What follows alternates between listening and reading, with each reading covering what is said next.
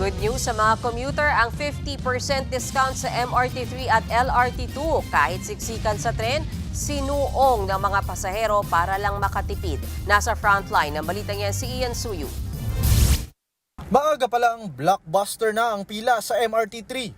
Bukod sa rush hour, kapansin-pansing mas dumami ang pasahero ngayong 50% ang discount sa lahat ng sasakay. Di bali nang makipagsiksikan, basta makatipid. Papunta pa lang po dito 8 pesos po. Malaki pong discount.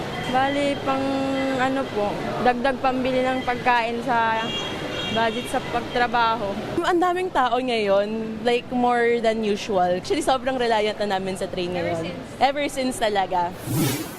Malaking tipid yan para sa mga pasahero ng MRT at LRT2 lalo't ang dating 35 pesos na pasahe, 18 pesos na lang ngayon.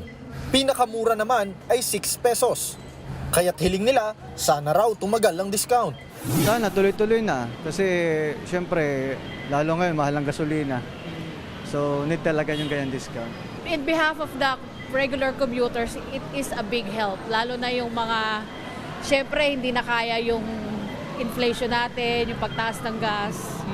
Kaya very big help po yan. Ayon sa pamunuan ng MRT, nasa 10,000 mas marami ang pasahero kaninang umaga kumpara sa mga nakaraang araw. And as of 9 a.m., meron na tayong around 125,000 plus na pasahero na may kataasan ng konti kumpara dun sa mga 115 to 120,000 na serbisyohan natin during same period. Dahil dumami ang mga sumasakay, bumagal ang dating ng mga tren. Umaabot daw ng halos 14 minutes sa paghihintay. Sagad na kami ng tren. 10 na lang talaga yung naiwan na operational at lahat yun gumagana naman. And importante dyan, ma-field namin ito, especially during peak hour, yung between 7 to 9 in the morning and then 5 to 7 in the afternoon. At make sure na walang aberya.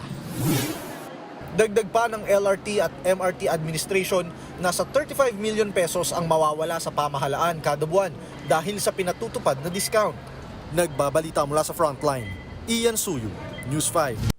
Mga kapatid, Mean Los Baños po, huwag magpahuli sa mga balita at impormasyong dapat ninyong malaman. Para sa mas malawak na balitaan at diskusyon, mag-follow at mag-subscribe na sa social media pages ng News 5.